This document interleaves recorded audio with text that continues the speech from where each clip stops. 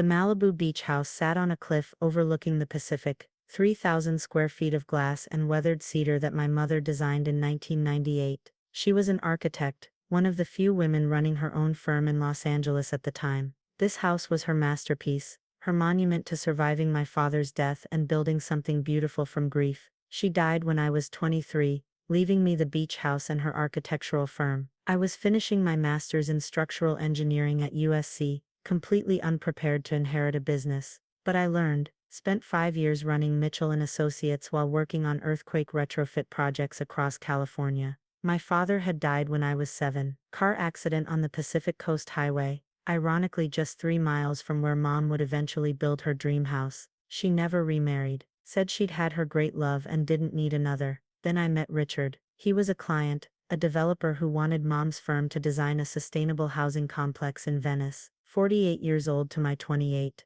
Distinguished silver hair, expensive suits, the kind of confidence that comes from generational wealth. We dated for 6 months before I introduced him to Mom. She was polite. Nothing more. "He's too old for you, Katie," she said over coffee at the beach house. "And he's got a ex-wife with a serious shopping addiction. Diane's not in his life anymore. They've been divorced for 3 years." Mom raised an eyebrow. "Divorced maybe, but she's still involved. Trust me." I didn't listen. Married Richard 8 months later in a small ceremony at the beach house. Mom gave me away, wearing a smile that didn't reach her eyes. Diane showed up to the wedding uninvited. She swept in wearing white, actual white to someone else's wedding, and made a scene about how Richard's children needed their father on this important day. Richard didn't have children. They'd tried, unsuccessfully for years. It was one of the reasons their marriage ended. Security escorted her out, but not before she turned to me with a smile. "Enjoy it while it lasts, sweetheart. Richard always comes back to me." I should have seen the red flags, should have questioned why Richard kept her on his property insurance,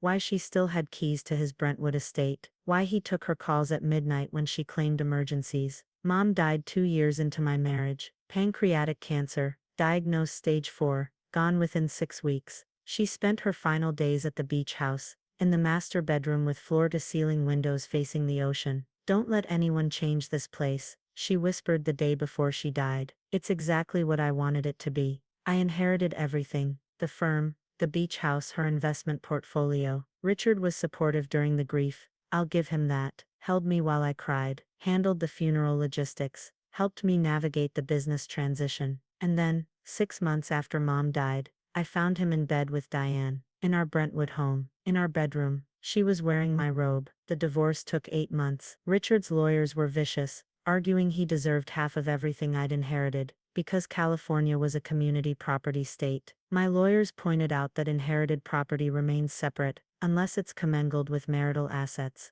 The beach house was never commingled. I'd kept it in my name alone, paid the property taxes from my separate account, never added Richard to the deed. Mom's firm stayed separate. Her investments stayed separate. Richard got half of what we'd built together during the marriage, which was substantial. I kept what was mine before. He married Diane 3 months after our divorce was finalized. I heard about it from a former colleague who saw the announcement in the society pages. That was 4 years ago. I rebuilt my life, threw myself into the firm, expanding into sustainable coastal development, dated occasionally, nothing serious, spent weekends at the beach house, maintaining it exactly as Mom designed it. Her books still lined the shelves, her art still hung on the walls, her coffee mug collection still filled the kitchen cabinet. I didn't hear from Richard or Diane, assumed they'd moved on with their lives while I moved on with mine. Then 6 weeks ago, I got a call from an event planning company. "Miss Mitchell, this is Gabriela Ramos from Coastal Elegance Events. I'm calling to confirm the venue for the Crawford anniversary celebration on November 16th.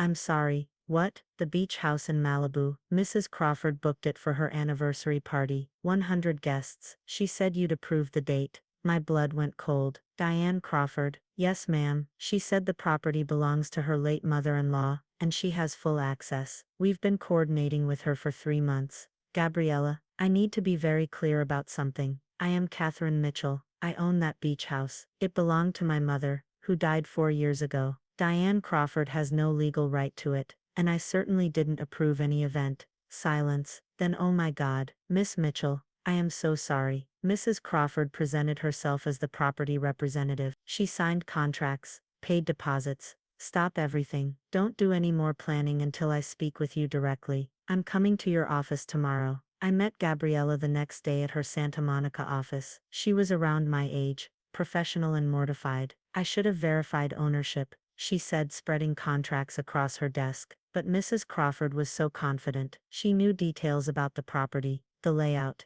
the views, the sound system. She talked about family memories there. She's never been inside that house. My mother wouldn't allow it. Gabriella showed me the plans. Diane had ordered custom linens with her monogram, DCW, Diane Crawford Walker, her maiden name, apparently, or maybe another married name. Gold monograms, on napkins, menus, table runners, banners. What's the anniversary? I asked. Her 5th wedding anniversary, November 16th, 5 years since she married Richard, 5 years since she stole my husband. The party budget was staggering. Catering for 100 at $400 per person, full bar service, live jazz quartet, floral installations, valet parking, custom lighting, total cost $112,000. Who's paying for this? I asked. Gabriella hesitated. Mrs. Crawford said to charge everything to the property account. There is no property account. The beach house is my personal residence. She gave us an account number. We ran the 50% deposit, $56,000. It cleared. I felt sick. What account number? Gabriella showed me. It was Richard's business account, the one for his development company. I recognized it from the divorce proceeding. She's using her husband's money and my property, I said slowly, without permission from either party. What do you want me to do, Miss Mitchell? We have contracts with vendors. Deposits are paid. The event is in 6 weeks. I thought about it. The old Katie would have shut it down immediately, called the police, pressed charges, made it ugly. But I'd learned some things from running Mom's firm: patience, strategy, letting people reveal themselves before you strike. Continue planning, I said. Gabriella stared. Excuse me, continue exactly as Diane wants. Don't tell her I know. I'll cover any costs she can't pay. Just add one thing to your checklist. What's that? All events at private residences require the property owner's signature on a liability waiver. Insurance regulation. I'm sure you verify ownership before the event. Understanding dawned on Gabriella's face. You want to be there. I want to sign the required paperwork in front of her 100 guests. Gabriella smiled. For the first time. That's brilliant. And it protects me legally. I should have verified ownership from the start. Over the next 6 weeks, I watched from a distance as Diane planned her perfect party. Gabriella kept me updated. The menu changed 3 times. The flowers went from roses to orchids to peonies, and back to roses. The jazz quartet became a string quartet, then a DJ, then back to jazz. Diane sent Gabriella photos of herself in various designer dresses, asking which worked best for the venue's aesthetic, complained about the caterer's proposed menu, demanded specific champagne that cost $200 per bottle. She's treating this like a royal wedding, Gabriella told me over coffee 2 weeks before the event, and she keeps talking about how she finally got the beach house she always deserved. Did she say that exactly? Almost verbatim. She told me her late mother-in-law never appreciated her, but now she has the property, and can create the memories she was always denied. I thought about Mom, dying in that house, whispering for me to protect it. Diane had never set foot inside, never met my mother. The late mother-in-law she referenced was Richard's mother, a woman who'd passed away before I even met him. Diane was rewriting history, creating a narrative where she belonged to my family's property. The lies were so elaborate, I became curious how far they went. I hired a private investigator, just basic background, nothing invasive. What I learned was fascinating. Diane had married Richard as her 4th husband. She'd been married at 19, divorced at 22, married again at 25, divorced at 30, third marriage at 33, lasted 2 years. Richard was husband number 4. Each divorce had left her wealthier than before. She had a pattern: marry men with money, extract maximum settlement, move on. Richard, however, hadn't divorced her. She'd divorced me, and married her. The PI found something else. Diane had been telling people for years that she owned a beach house in Malibu. Old social media posts referenced her coastal estate. Photos showed her on various Malibu beaches, tagged with locations that implied ownership. She'd been building this fantasy long before she had any claim to my property. November 16th arrived with perfect California weather, 72 degrees, light breeze, cloudless sky. I dressed carefully in a simple cream pantsuit, minimal jewelry, my mother's vintage Rolex. I arrived at the beach house at 4 o'clock. The party started at 5. The transformation was staggering. Diane had hired landscapers to install temporary gardens. White silk draping covered the terrace. Long tables dressed in gold linens filled the deck, each centerpiece a towering arrangement of white roses, candles everywhere, waiting for sunset lighting. A full bar set up near the outdoor kitchen, the jazz quartet tuning instruments, and everywhere her monogram, DCW in gold on napkins, menus, the welcome sign, the table runners, even projected onto the side of the house. Gabriella spotted me and hurried over. Miss Mitchell, you're early.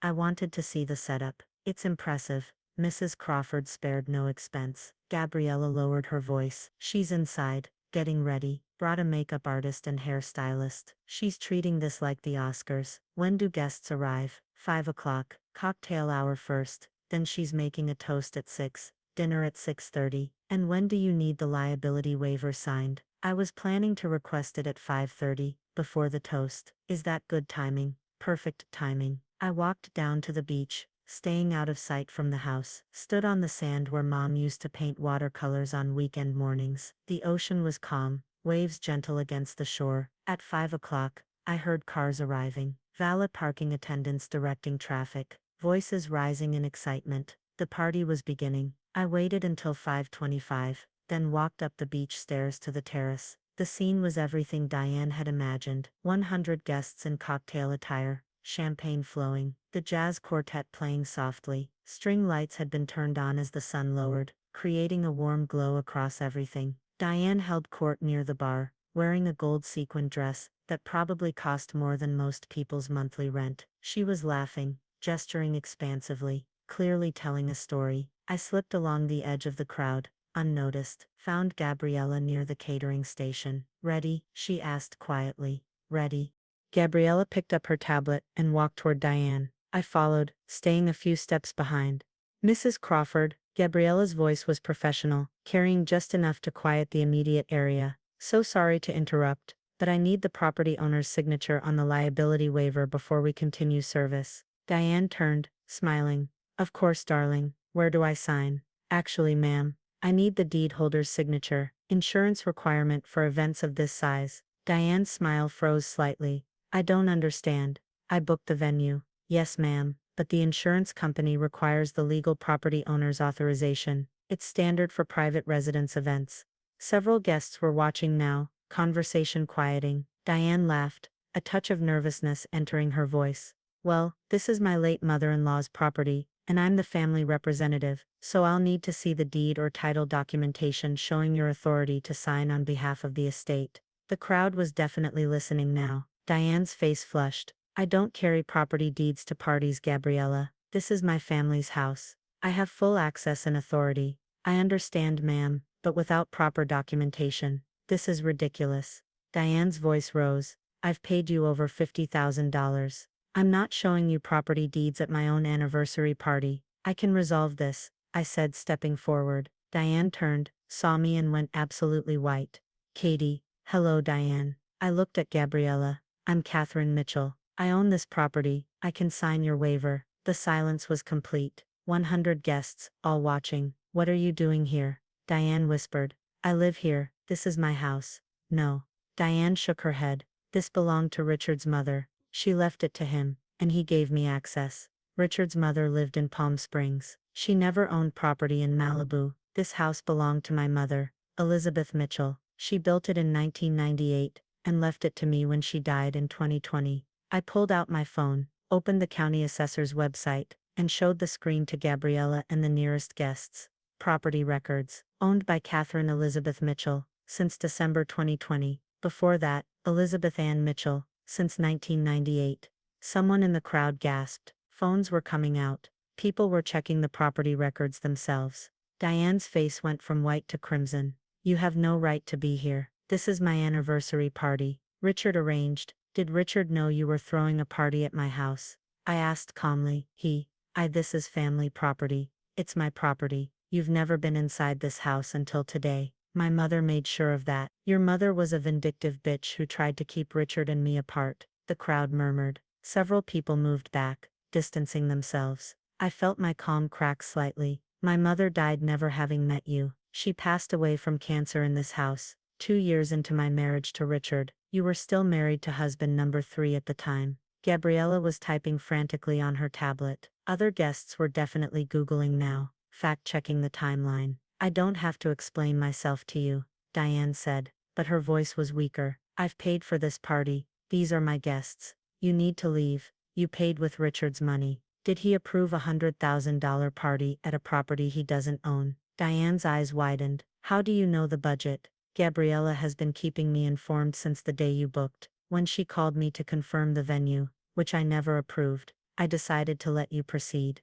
I was curious how elaborate your fantasy would become. You let me. Diane's voice rose to a shriek. You sabotaged my anniversary party. I let you sabotage yourself. You lied about ownership. You forged documents. You spent over $50,000 of what I assume is Richard's money, without authorization, and you did it all at a property you have no legal right to access. A woman near the bar spoke up.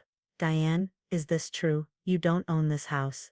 Diane spun toward her. Margaret, you don't understand. This is complicated family. The property records are public, Margaret said, holding up her phone. Catherine Mitchell is listed as the sole owner, has been since 2020. Another voice. Diane, you told us this was your late mother-in-law's estate. Richard's mother is alive and well in Palm Desert. I said, I get a Christmas card from her every year. She thinks Diane is a gold digger, but that's a direct quote. So take it how you will. Nervous laughter rippled through the crowd. Diane's hands were shaking. This is a misunderstanding. Katie is being vindictive, because I married Richard after their divorce. You married Richard 3 months after our divorce was finalized, but you were sleeping with him 6 months before that. I found you in my bed, wearing my robe, in case you've forgotten. Dead silence. Phones were definitely recording now. A man I didn't recognize cleared his throat. Diane, maybe we should go. Let you sort this out privately. No. Diane's voice was desperate.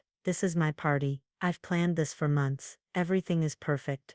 Everything is fraudulent, I corrected. You used someone else's property without permission. You misrepresented ownership to the event company. You spent money that isn't yours. And you did it all for a party celebrating a marriage that began with adultery. How dare you? I dare because this is my house. The house my mother built. The house where she died. The house you claimed as yours to 100 people who are now fact-checking everything you've ever told them. Gabriella stepped forward. Mrs. Crawford, given the ownership situation, I need to discuss the balance of payment. You've paid $56,000 in deposits. The final balance of $56,000 is due tonight. Diane stared. Charge it to the property account. There is no property account. You gave us Richard's business account number. We'll need confirmation from him that he authorized this expense. He knows about the party. Does he know it's at Catherine Mitchell's private residence? Does he know you claimed ownership of a property that isn't his? Diane's phone was suddenly in her hand, dialing frantically. It rang on speaker. Richard's voice answered. Diane, I'm in a meeting. Richard, I need you to confirm with the event company that you approved the anniversary party expenses. What? I thought you were handling that. How much are we talking? 112,000. The phone was silent for a long moment. Jesus Christ, Diane. For what? Our anniversary party. The one we discussed. We discussed dinner at Nobu, not $100,000 party. Where the hell are you having this? Diane's eyes met mine. Trapped. The beach house in Malibu. What beach house? We don't own anything in Malibu. Your mother's property. The family estate. My mother lives in Palm Desert in a condo. Diane, what the hell is going on? I took the phone from Diane's numb fingers. Hi Richard, it's Katie. Katie, why are you on Diane's phone? Because your wife threw a 100-person anniversary party at my beach house without my permission. She told the event company she owned it. She spent $56,000 of what appears to be your money, with another $56,000 due tonight. The silence stretched. Then, she did what? I'm looking at 100 guests, a full catering setup, a jazz quartet, and custom linens with her monogram, all on my private property, the property my mother built and left to me. Jesus Christ, Katie, I didn't know. I swear I didn't know. I believe you, but you might want to check your business account for unauthorized charges. I heard typing on his end, then cursing. Diane used the company card. $56,000 without authorization. That's embezzlement. Diane snatched the phone back. Richard, you're embarrassing me in front of our friends. Our friends? Diane, you committed fraud. You threw a party at someone else's house and charged it to my business. I deserve this. Diane screamed into the phone. I've always deserved this house. Your precious Katie got everything. The career, the property, the respect. She got her mother's perfect legacy, while I got nothing. You got half my assets in our divorce from your third husband. You got a settlement from me when we separated from my second. You've extracted money from every man you've married. What exactly do you think you deserve? Diane was crying now, mascara running. I deserve to be someone, to have something beautiful, to have people see me as successful. By lying, by stealing, by pretending to own property you have no right to. The call ended. Diane stood holding the phone, tears streaming, 100 guests watching in horrified fascination. Gabriella cleared her throat. Given the circumstances, I need to know how the final balance will be paid. I don't have it. Diane whispered. Then I'll need to dismiss the vendors and end the service. Wait, I surprised myself by speaking. I'll cover the balance. Everyone stared. Katie, you can't. Diane started. I'll pay for the food service and the musicians. Let these people have dinner. They came expecting a party, even if it was based on lies. But Diane leaves. Now. Diane's mouth opened and closed. This is my party. This is my house. You have two choices: leave voluntarily, or I call the police and have you removed for trespassing. Either way, you're gone in the next 5 minutes. Gabriella was already on her tablet. I'll process Miss Mitchell's payment and inform the vendors to continue service. Diane looked around at her 100 guests, looking for support for someone to defend her. But phones were still out, recording. People were stepping back, creating distance. You vindictive bitch, Diane hissed. You orchestrated this. You let me plan everything just so you could humiliate me. No, I said quietly. You orchestrated this. You lied about ownership. You forged documents. You spent money that wasn't yours. I just showed up to sign a liability waiver at my own property. I'll sue you for emotional distress. I'll countersue for fraud, trespassing, and theft of services. I have a very good attorney. She handled my divorce from your current husband. Diane grabbed her purse and pushed through the crowd. At the edge of the terrace, she turned back. You know what? Keep it. Keep this house and your precious mother's legacy. You'll die alone here, just like she did. No husband, no family, nothing but memories of someone who's gone. The words hit harder than I expected. For a moment, I couldn't breathe. Then Margaret, the woman from earlier, stepped forward. Elizabeth Mitchell was a pioneering architect who designed sustainable buildings across California. She built this house as a testament to survival and beauty. She raised a daughter who runs that same firm and carries on that legacy. Diane, you've married 4 men and extracted settlements from 3 of them. Which one of you actually built something that matters? Scattered applause. Diane turned and fled. The valets scattered as she screamed for her car. Tires squealed on the driveway, and then she was gone. I turned to the remaining guests. I apologize for the drama. Please, enjoy the dinner. The food is excellent, and the sunset should be spectacular. For a moment no one moved. Then Margaret raised her champagne glass. To Elizabeth Mitchell, who built something beautiful, and to Catherine, who protects it. To the Mitchells, someone echoed. The party resumed, transformed into something strange and surreal. People introduced themselves, apologized for not knowing the truth, asked about my mother's architecture. Several left, uncomfortable with the situation, but most stayed, fascinated by the story they could tell later. Gabriella found me near the ocean railing. That was the most dramatic event I've coordinated in 10 years. Sorry about that. Are you kidding? I'll never have to verify property ownership again. This was a masterclass in why due diligence matters. She paused. For what it's worth, paying for the completion. That was generous. It's not their fault they were lied to, and my mother would have hated wasting good food. The party ended around 10. Guests departed with handshakes and business cards, several mentioning architectural projects they wanted to discuss. The caterers cleaned up efficiently. By 11, the beach house was mine again. I stood on the terrace, looking at the ocean, processing what had happened. My phone rang. Richard, Katie, I'm so sorry. You didn't know. I should have. The signs were there. The spending, the lies, the obsession with status. He sighed. I'm filing for divorce tomorrow, and pressing charges for the unauthorized use of company funds. Richard, you don't have to. She embezzled $56,000. She committed fraud. She needs consequences, or she'll just do it to the next man. Husband number 5. God help him. A pause. For what it's worth, your mother was right about her, about everything. Mom usually was. After we hung up, I walked through the house. Diane's monogrammed items were still everywhere. I gathered them methodically, napkins, menus, table runners, and put them in garbage bags. 2 hours of work to erase her presence. The house was mine again, just mine, like it had been Mom's. Diane's final words echoed, "You'll die alone here, just like she did." Maybe I would. Maybe this house would be my monument, like it was Mom's. A place I built my life around, protected fiercely, shared cautiously. Or maybe it would be something else, the foundation I built from, not the tomb I retreated to. I made coffee in Mom's kitchen, using her favorite mug, sat on the terrace as sunrise, colored the ocean gold and pink. The house was quiet, perfect, exactly what it was meant to be, and it was enough.